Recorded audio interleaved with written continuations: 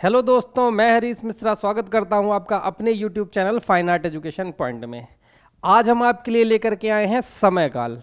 जैसे एग्ज़ाम में समय काल से संबंधित जो प्रश्न बनते हैं कि सित्तलवासन गुफा का समय काल क्या है, देवगढ़ का दशावतार मंदिर कब बना, सिंधु घाटी सभ्यता का समय काल क्या है, नवपाषाण काल का समय क्या है, अजंता की गुफाएं कब बनी, ऐसे प्रश्न भी हमें एग्जाम में देखने को मिलते हैं। और प्रीवियस ईयर के क्वेश्चन आपने सॉल्व किया होगा तो आपको उसमें वो सब चीज़ें मिली होंगी। तो उसी पर आधारित आज एक वीडियो बनाएंगे जिसमें वो प्रश्न जो पूछे गए हैं और या वो प्रश्न जो पूछे जा सकते हैं उसको हम इस वीडियो में कवर करेंगे, एकदम बेसिक से लेकर के।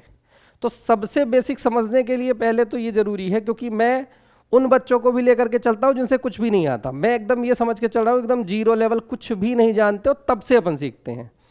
तो सबसे पहले जब समय काल की बात आती है तो हमें ईसवी और ईसा पूर्व में अंतर समझना चाहिए। मानता हूं बहुत से लोग हैं जो जानते हैं इस बात को, लेकिन बहुत से ऐसे भी लोग हैं जो नहीं जानते हैं और पूछ भी नहीं पाते किसी से। अब वो डर है, शर्म है, क्या बात है वो मैं नहीं जानता, लेकिन बहुत लोग ऐसे भी हैं अभी जो ईसवी और ईसा पूर्व में अंतर नहीं समझ पाते हैं। तो हमें उसमें घबराने की जरूरत नहीं है, क्योंकि एक बात हमेशा ध्यान रखना, आज आपका सीखने का समय है। आज आप कुछ भी पूछ के कुछ भी सीख सकते हो, लेकिन एक समय ऐसा आएगा कि फिर आपको पूछने में शर्म लगेगी। अभी नहीं लगेगी, क्योंकि अभी तो आप सीख रहे हो, तो आप कुछ भी अभी सीख सकते हो। कल को आप टीचर बन गए, उस समय पर आपसे किसी ने पूछा कि सर या मैम ये बताइए कि ईसवी और ईसा पूर्व में क्या अंतर है, ये ऐसा क्यों इस किताब में लिखा है। कहीं कहीं हम लोग ईसवी पढ़ते हैं, कहीं कहीं ईसा पूर्व पढ़ते हैं, तो इसका मतलब क्या है। आप वहां अगर नहीं बता पाओगे तो वहां आपकी बेइज्जती होगी। जब आप सीख रहे हो तो जितनी छोटी से छोटी चीज सीख सको बिल्कुल सीखो उसको। तो एकदम छोटी से चीज से हम शुरू करेंगे। आज का है हमारा प्रमुख समय काल। तो पहले हम ईसवी, ईसा पूर्व, दशक, पूर्वार्ध, उत्तरार्ध, मध्य, ये क्या होते हैं पहले इनको समझ लेते हैं। तो जब इसको हम समझेंगे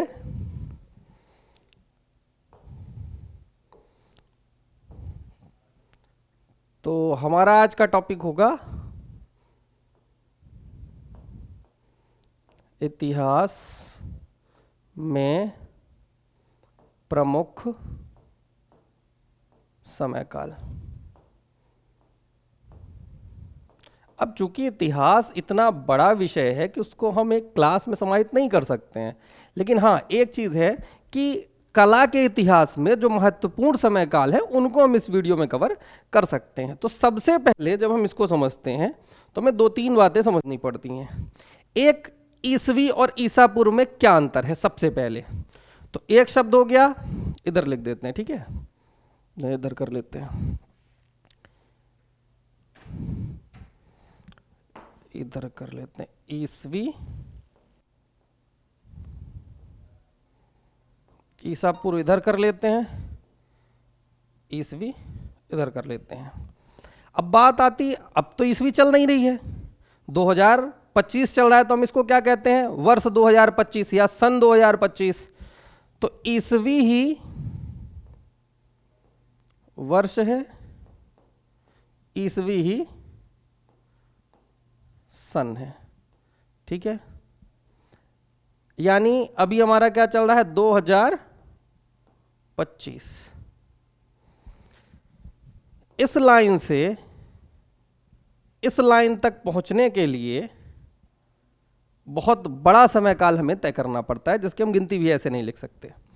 तो ठीक है, 2025 आया होगा, 20 रहा होगा, 10 रहा होगा, 1900, 1950, ऐसे करके कभी तो हुआ होगा जब जीरो आ गया होगा, जिस दिन से शुरू हुई तारीख।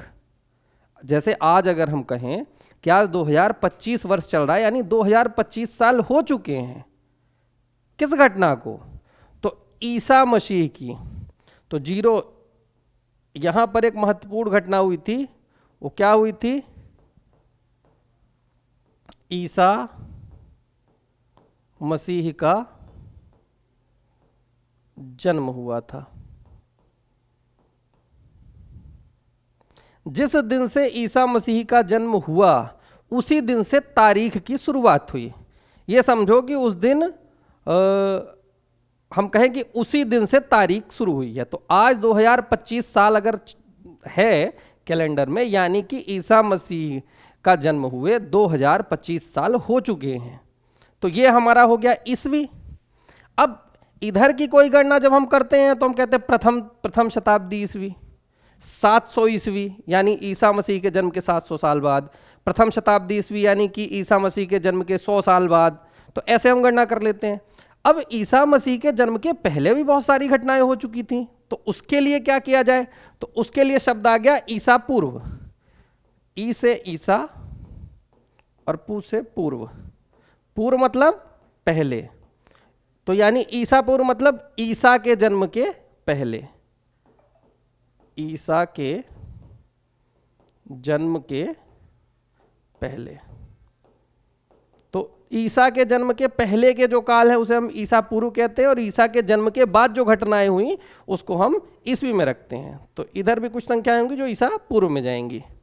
तो हमारा आधा जो इतिहास है वो ईसा पूर्व का है और आधा इतिहास जो है वो ईसा पश्चात का है, जिसमें ज़्यादातर हम लोग देखेंगे तो ईसा पश्चात की चीज़ें ज़्यादा हैं, ईसा पूर्व में बहुत कम चीज़ें आती हैं। जैसे प्रागैतिहासिक काल देखते हैं वो ईसा पूर्व में आता है, सिंधु घाटी सभ्यता ईसा पूर्व में आती है, वैदिक सभ्यता ईसा पूर्व में आती है। फिर मौर्यकालीन सभ्यता जब हम देखते हैं, बुद्ध का जन्म देखते हैं ईसा पूर्व में ही हुआ था, मौर्य काल ईसा पूर्व में हुआ था, शुंग काल ईसा पूर्व में ही था। फिर उसके बाद जो काल आया वो फिर हमें शताब्दी में देखने को मिलता है। तो इस तरीके से हमें ये समझना है पहले। और यहां पर क्या है, तो ये सारी चीजें क्या है, ईसा के जन्म के बाद, इसी को हम ईसा पश्चात भी बोलते हैं। ईसा पूर्व, ईसा पश्चात। पूर्व मतलब पहले, पश्चात मतलब बाद में। तो ईसा पूर्व और ईसा पश्चात दो चीजें हुई। इसके बाद अब देखो, सबसे पहले जब हम समय काल पढ़ते हैं तो किन किन चीजों का समय काल एग्जाम में पूछा जाता है, अब एग्जाम के पॉइंट ऑफ व्यू से हम समझेंगे। लेकिन उसको समझने से पहले एक चीज और देख लेते हैं। ईसा पूर्व को इंग्लिश में देखेंगे तो लिखा जाता है बीसी, और इसको लिखा जाता है एडी इंग्लिश में। तो बीसी एडी ये ध्यान रहे। अब आते हैं हम अपने कला के विषय पर। कला में जब इतिहास की शुरुआत हुई तो सबसे पहला जो टाइम पीरियड पूछा जाता है, सबसे पहला समय काल, एकदम शुरू से चलते हैं। जैसे हमने जब इतिहास पढ़ाना शुरू किया था तो एकदम शुरू से बताया था कि सूर्य से पृथ्वी में जल आया, फिर वनस्पतियां आई, फिर जीव जंतु आए, एकदम शुरू से। तो कब का काल था? आदि मानव का काल, या कहें प्रागैतिहासिक काल। तो यहीं से शुरुआत ही होती है। तो प्रागैतिहासिक काल किस में आएगा? तो ये आएगा ईसा पूर्व में। प्रागैतिहासिक काल के बाद दूसरी क्या चीज आती है? सिंधु घाटी सभ्यता। इसका समय काल पूछे तो ये भी ईसा पूर्व में ही जाएगा। सिंधु घाटी सभ्यता के बाद क्या आती है? वैदिक सभ्यता, जिसमें वेद लिखे गए। वैदिक सभ्यता के बाद हम देखेंगे बुद्ध का जन्म हुआ।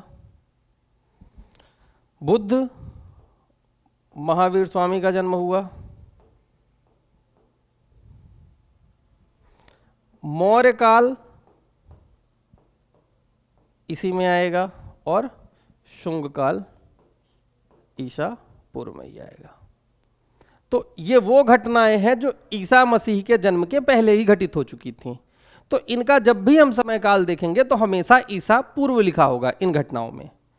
ठीक, बुद्ध का जन्म जैसे कहेंगे तो इसमें हम देखेंगे इनका समय काल प्रागैतिहासिक काल ईसा पूर्व, सिंधु घाटी ईसा पूर्व, ये सारी ईसा पूर्व होंगी। फिर इधर जब हम आएंगे तो यहां पर गुप्त काल से देखेंगे तो हम प्रवेश कर जाते हैं ईस्वी में, यानी ईसा मसीह के जन्म के बाद के समय में। फिर इसमें हम देखेंगे, जैसे यहां पर हमको किसका किसका देखो एग्जाम में पूछा गया। एक तो पूछा गया जोगी मारा का, तो खैर जोगी मारा यहाँ नहीं, जोगी मारा तो यहीं पर ईसा पूर्व में ही चली जाए, 300 ईसा पूर्व संभवतः अशोक के काल में हुई थी तो ईसा पूर्व में ही चली जाती है। अजंता से आते हैं, अजंता का पूछा गया है पेपर में, बाघ का नहीं पूछा गया है, बादामी का नहीं पूछा गया है, एलोरा का पूछा गया है पेपर में,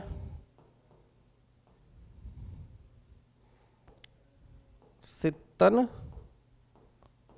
वासल का पूछा गया है। तो ये हो गई प्रमुख गुफाएं जो एग्जाम में प्रीवियस ईयर में पूछी गई हैं। गुप्तकाल, पर इसको गुप्तकाल में नहीं, ये वो गुफाएं हैं जो पूछी गई हैं, ठीक है। गुप्तकाल के अंतर्गत तो केवल अजंता ही बस है। तो एक तो ये हो गया। फिर इसके बाद हम देखेंगे कि मंदिर, वहां से पूछे गए कि मंदिर में किसका किसका पूछा गया। देखो, सबसे पहले मंदिर की शुरुआत हुई थी देवगढ़ के दशावतार मंदिर से।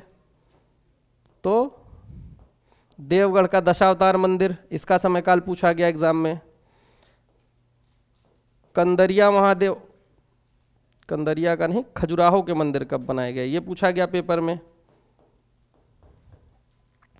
खजुराहो के मंदिर के साथ साथ कुतुब मीनार का समयकाल पूछा गया।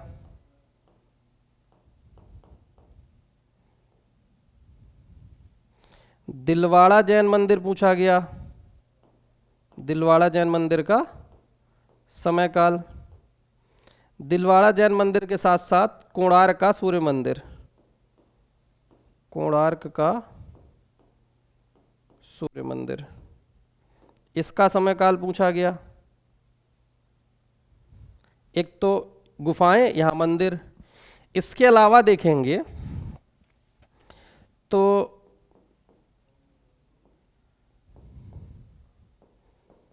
राजस्थानी शैली का समयकाल पूछा गया।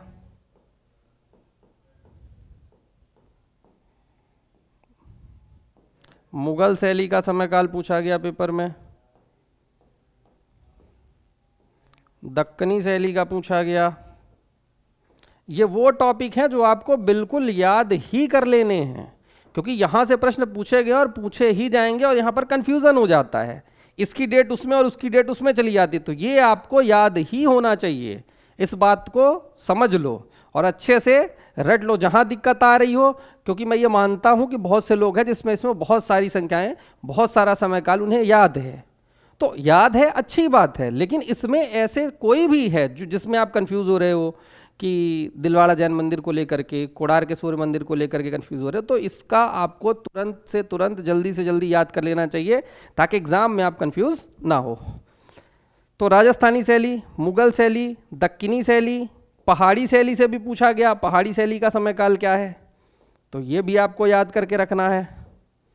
पहाड़ी शैली के बाद कंपनी शैली पूछा गया, तो कंपनी शैली का समयकाल आपको याद रखना है।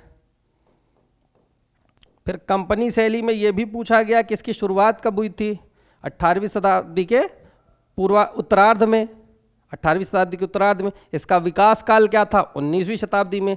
तो शुरुआत और विकास काल दोनों पूछा गया इसका। कंपनी शैली का विकास काल भी और शुरुआत भी और पूरा काल वो भी पूछा गया। तो ये हमें इतने टॉपिक इस पर देखने हैं और तैयार करने हैं। तो शुरू से हम देखते हैं, इसमें सबसे पहले प्रागैतिहासिक काल पर आ जाते हैं। तो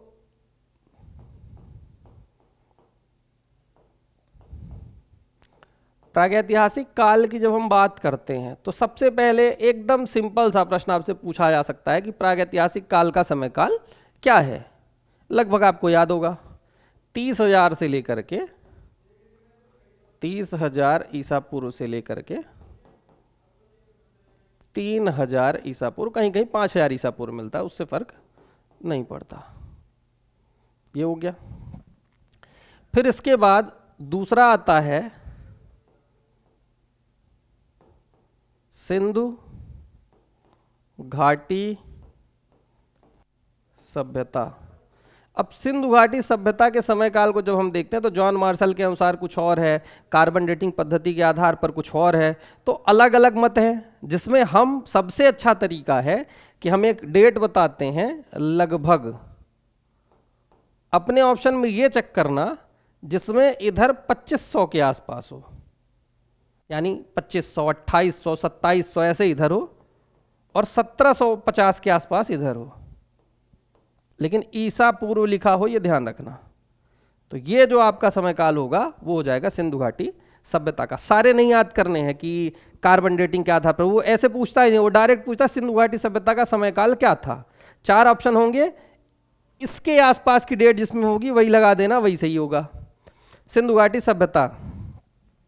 फिर वैदिक सभ्यता आती है।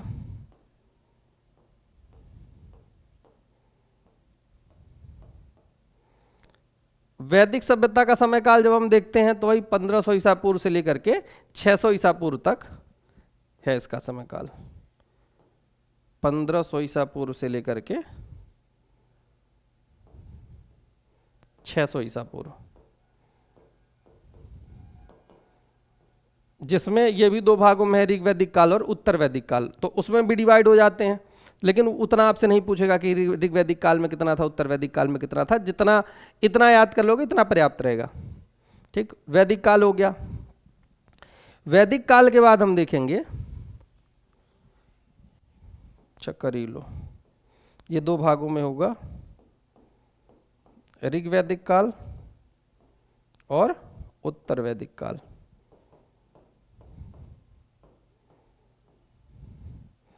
ये 1500 ईसा पूर्व से 1000 ईसा पूर्व आ जाता है, और फिर इधर 1000 से लेकर के 6000 तक, लेकिन रहेगा ईसा पूर्व में ही। इसके बाद फिर हम आ जाते हैं आगे। आगे आते हैं तो मौर्य काल की बात करते हैं। इधर मौर्य काल। मौर्य काल में पूरा मौर्य काल हमें याद करने की जरूरत नहीं है। क्यों? क्योंकि कला से संबंधित जो भी चीजें हुई वो सब अशोक के काल में हुई हैं। तो अशोक का काल जो संभवतः माना जाता है वो 300 ईसा पूर्व माना जाता है। उस समय पर चाहे शिलालेख की बात करें, स्तंभ लेख की बात करें, स्तूप की बात करें, दीदारगंज यक्षिणी की बात करें, तो वो सब 300 ईसा पूर्व में ही आएगा। तो अशोक काल देखेंगे, मौर्य काल, तो इसमें संभवतः अशोक का काल ही हमें याद करना है। और इसके लिए ट्रिक है 300 ईसा पूर्व, ध्यान रखना 300 ईसा पूर्व, इसी में सब आ जाएगा। अब इसी में चाहे शिलालेख पूछे, इसी में चाहे स्तंभ लेख पूछे, मौर्यकालीन जो स्तंभ है उनका समय काल क्या है, इसी में दीदारगंज वाली यक्षिका पूछ ले, इसी में स्तूप की बात कर ले कि सांची का स्तूप अशोक के काल में कब बनाया गया, तो वही 300 ईसा पूर्व हमें ध्यान रखना है। मौर्य के बाद शुंगकालीन कला का समय काल क्या है, और शुंग काल का पूरा एक बार एग्जाम में पूछा गया, शुंगकालीन कला का समय काल क्या है। तो शुंग काल क्या है, मौर्यों के बाद शुंग काल आया, तो 185 से कहीं 75 मिलता है, कहीं कहीं 73 मिलता है। ठीक है, तो इससे कोई ज्यादा फर्क नहीं पड़ता, इधर वाला ध्यान रखना, 185 से 73 या 75, कहीं कहीं 72 मिलता है। तो ईसा पूर्व हमें देखने को मिलता है। मौर्य के बाद शुंग आते हैं, शुंग के बाद कुषाण आते हैं। कुषाण काल देखेंगे तो कुषाण काल में कुजुलकट फिशेस, बिमकट फिशेस, वहां तक नहीं आना है। जैसे अशोक में, मौर्य काल में हमने अशोक को देख लिया, वैसे ही हम कुषाण काल में कनिष्क को देख लेंगे, केवल कनिष्क का समय काल। कनिष्क 78 ईस्वी में इसका राज्यरोहण हुआ था, यानी 78 ईस्वी पर राजगद्दी पर इसने बैठा था। तो शक संवत इसने चलाया था 78 ईस्वी में, तभी से इसका राज्याभिषेक माना जाता है, समय काल माना जाता है। तो 78 ईस्वी से लेकर के 103 ईस्वी, अब ईस्वी में हम आ गए। ठीक है, ये कनिष्क का काल होगा। इसी में बुद्ध की मूर्तियां बनी, इसी समय में मथुरा में बुद्ध, वैष्णव धर्म और जैन धर्म तीनों से संबंधित मूर्तियां बनाई गई। इन्हीं के समय में चौथी और आखिरी बौद्ध संगति हुई थी, जिसमें बौद्ध धर्म हीनयान और महायान में बटा हुआ था। तो ये समय काल हमारा रहेगा 78 से 103 ईस्वी तक। इसके बाद आगे हम जब चलेंगे तो यहां से हमारा काम खत्म हो गया। इतना मेन समय काल हमें यहां ध्यान रखना है। फिर उसके बाद गुफाएं आ जाती हैं, तो फिर हम गुफाओं की बात करते हैं। इसी में ये ध्यान रखना, जो जोगी मारा गुफा है वो भी इसी काल की मानी जाती है। जोगी मारा जो गुफा है, इसके समय काल में भी मतभेद है, अलग अलग लोग अलग तरीके से मानते हैं, लेकिन मुख्य रूप से 300 ईसा पूर्व मानी जाती है। ये हो गया। इसके बाद आगे चलेंगे। जब आगे चलते हैं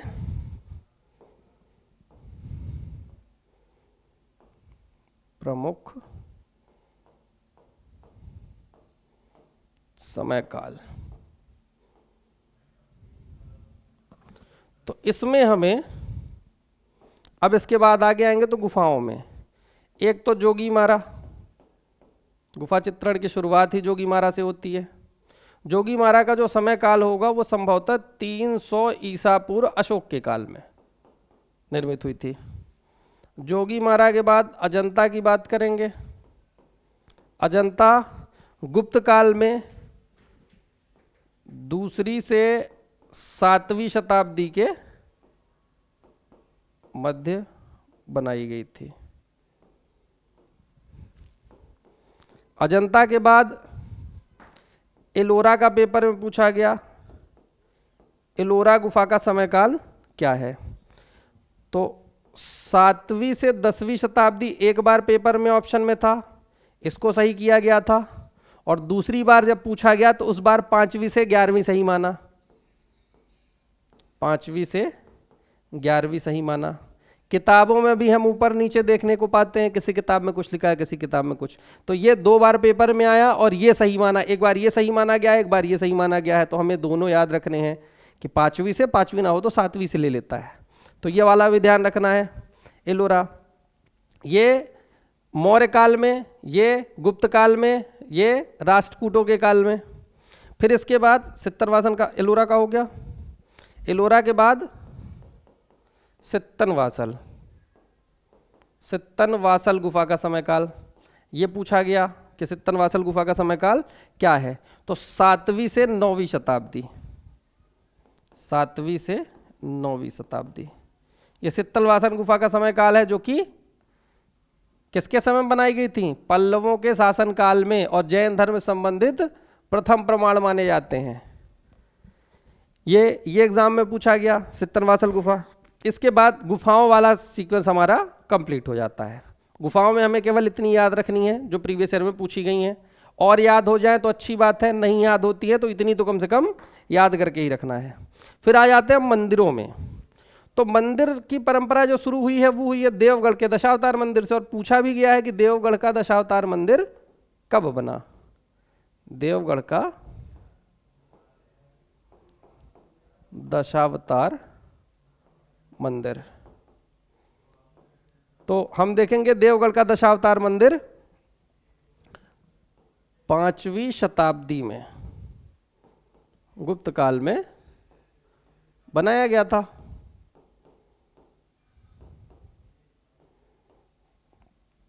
फिर इसके बाद देवगढ़ के दशावतार मंदिर के बाद खजुराहो की बात करते हैं। खजुराहो के मंदिर, तो खजुराहो के मंदिर ये 950 से 1050 ईस्वी, या इसी को शताब्दी में अगर काउंट कर ले तो 950 10वीं शताब्दी हो जाता है और 1050 11वीं शताब्दी हो जाता है। तो 10वीं से 11वीं शताब्दी के मध्य। अच्छा, शताब्दी क्या है? शताब्दी 100 साल का, 100 साल का कोई ईयर हो गया तो शताब्दी में फिर गिना जाता है। तो 100 साल मिलाकर के एक शताब्दी बनाते हैं, 10 साल मिलकर के एक दशक बनाते हैं, पूर्वार्ध शुरुआत के 25 साल होते हैं और उत्तरार्ध अंतिम के 25 साल होते हैं। ठीक, खजुराहो के मंदिर हो गए। फिर इसके बाद दिलवाड़ा जैन मंदिर, दिलवाड़ा जैन मंदिर, दिलवाड़ा जैन मंदिर 13वीं शताब्दी में बनाया गया। ये याद करने का बड़ा अच्छा तरीका है। देखो, दिलवाड़ा जैन मंदिर 13वीं शताब्दी, कोणार्क का सूर्य मंदिर 13वीं शताब्दी,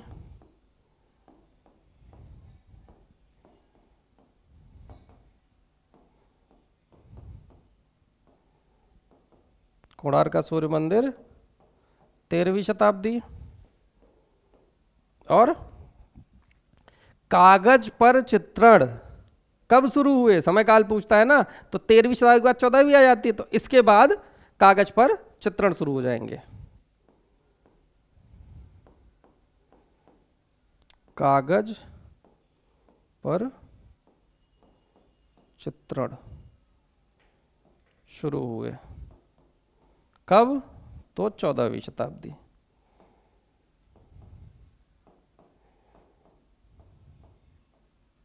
कागज पर चित्रण 14वीं शताब्दी। इसी में 11वीं 12वीं में देख लेते हैं, तो चोलकालीन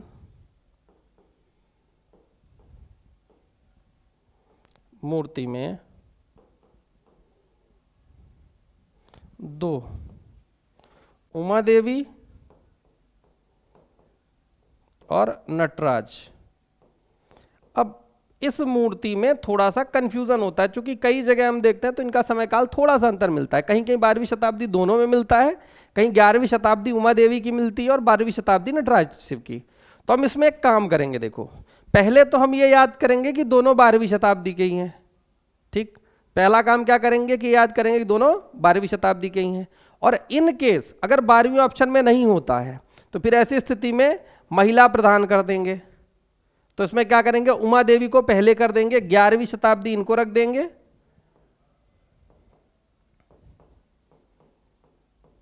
और 12वीं शताब्दी नटराज मूर्ति को रख देंगे।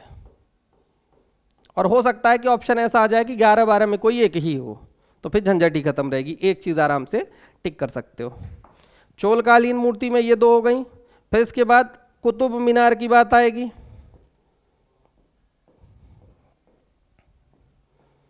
कुतुब मीनार, कुतुब मीनार जो है ये 12वीं शताब्दी से शुरू हो गया था और 13वीं शताब्दी तक इसका समय काल रहा। तो ये 12वीं से 13वीं शताब्दी के मध्य कुतुब मीनार रहेगा।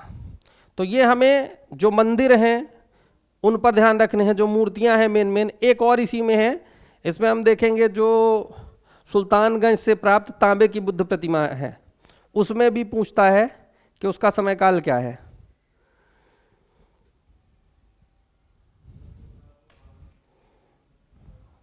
एक मिनट,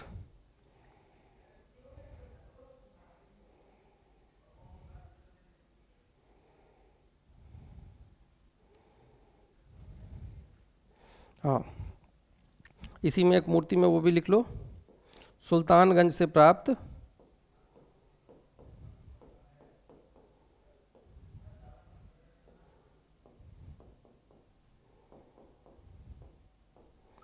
तांबा कहे या कांसा कहे, उसमें कंफ्यूज होने की जरूरत नहीं, ठीक है। कांस्य मूर्ति 7वीं से 8वीं शताब्दी है। इसके बाद हम देखेंगे महाबलीपुरम के जो रथ मंदिर बनाए गए हैं वो सब 7वीं शताब्दी के हैं। महाबलीपुरम के रथ मंदिर, एक तो रथ मंदिर हो गया और दूसरा जो गंगा अवतरण मूर्ति शिल्प है, दोनों पल्लव समय का है। तो गंगा अवतरण, या इसी को भागीरथी की तपस्या के नाम से भी जाना जाता है, और इसी को एक बार पेपर में पूछा गया था और किस नाम से जाना जाता है, तो अर्जुन की तपस्या के नाम से भी जाना जाता है। और पूछा जाता है महाभारत के आख्यान तराश करके कहाँ बनाए गए हैं, वो भी यहीं बनाए गए हैं। तो इन दोनों का समय काल पूछे तो हमें 7वीं शताब्दी ध्यान रखना है। किसके समय शासनकाल में, तो पल्लवों के शासनकाल में, ये ध्यान रखना है। इसके बाद आगे जब चलेंगे तो आगे शैलियों से पूछता है किस शैली का क्या समय काल है। तो प्रमुख समय काल चल रहा है हमारा टॉपिक।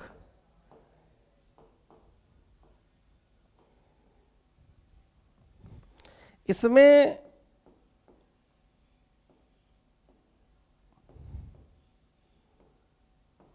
राजस्थानी शैली का समय काल, इसको ऐसे याद करो, देखो राजस्थानी किसके समकालीन थी? मुगल शैली के।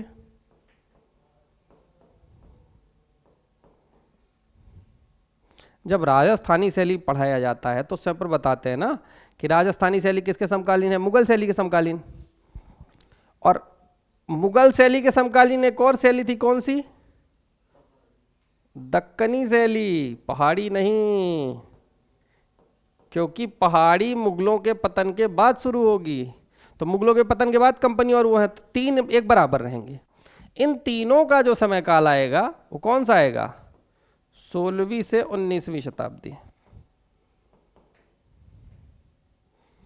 ये कहां से होगा? 16वीं से 19वीं शताब्दी।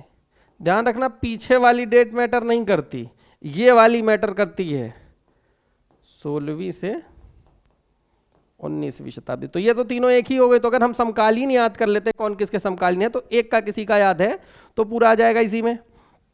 फिर इसके बाद हम आगे देखेंगे तो मुगल शैली के पतन के बाद दो शैलियां आई, कौन कौन सी? पहाड़ी और कंपनी। राजस्थानी तो समकालीन ही थी, पहाड़ी शैली और कंपनी शैली। कंपनी शैली को और किस नाम से जाना जाता है? पटना शैली के नाम से। तो जो पहाड़ी शैली का समय काल आएगा, चूंकि पतन के बाद है, तो हम देखेंगे 17वीं से 19वीं शताब्दी के, 17वीं से 19वीं शताब्दी के मध्य। ठीक, इसका जो समय काल होगा। कंपनी शैली का जो समय काल होगा वो 18वीं शताब्दी के उत्तरार्ध में। वैसे इसका समय काल आएगा 18वीं से 19वीं शताब्दी के मध्य। शताब्दी बता दिया हूं, शताब्दी 100 साल की होती है। इसमें भी दो प्रश्न बनेंगे। अगर बना शुरुआत, तो शुरुआत में हम क्या लगाएंगे? 18वीं शताब्दी के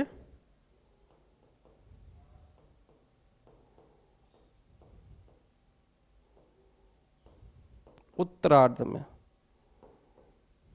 यानी उत्तरार्ध मतलब जब अंतिम, शताब्दी 100 साल की होती है, तो शताब्दी के उत्तरार्ध में, शताब्दी का उत्तरार्ध यानी अंतिम के 25 साल, और पूर्वार्ध मतलब शुरुआत के 25 साल। तो उत्तरार्ध यानी 1725 के बाद। और इसी का विकास काल से भी प्रश्न बना, किसका विकास काल कब माना जाता है? तो विकास काल में हम देखेंगे तो 18वीं शताब्दी के उत्तरार्ध में जब शुरू ही हो रही है, तो कोई भी चीज तुरंत स्वर्ण काल में नहीं पहुंच जाती। पहले चीजें शुरू होती हैं, फिर समय लगता है, फिर उसके बाद वो स्वर्ण काल पर पहुंचता है। तो उस स्थिति में तो शुरुआत कब हो गई थी? 18वीं शताब्दी के उत्तरार्ध में, यानी 18वीं शताब्दी के अंतिम में शुरू हुआ था, तो स्वर्ण काल 19 में चला जाएगा। तो विकास काल क्या हो जाएगा? 19वीं शताब्दी। पूर्वार्ध के लिए मैंने बता दिया था, देखो